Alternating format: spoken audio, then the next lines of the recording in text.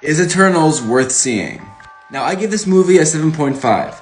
Some people think that's a bad score. I honestly think it's a pretty good one for my ratings. So I honestly believe everyone should go see this movie.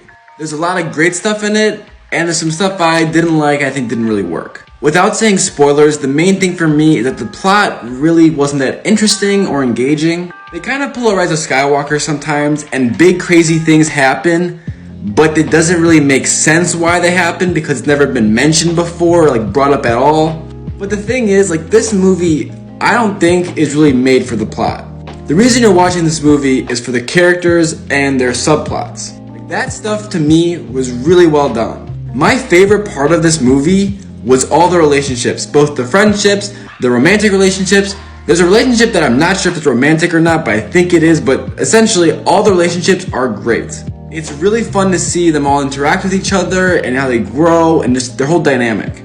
All the characters, by the way, are awesome. My favorite were definitely either Gilgamesh or Makari. And they all feel super unique and all their powers are very different too. Which, by the way, the fight scenes were great.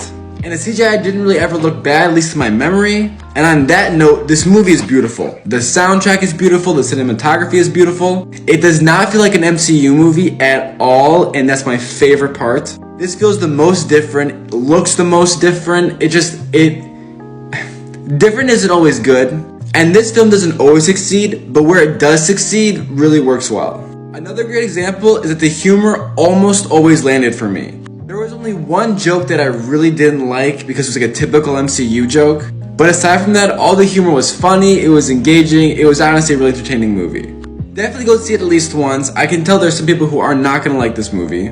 But I would be shocked, it still shocks me that anyone could consider this the worst MCU movie. It's definitely not at all. It's a very solid movie, definitely go see it.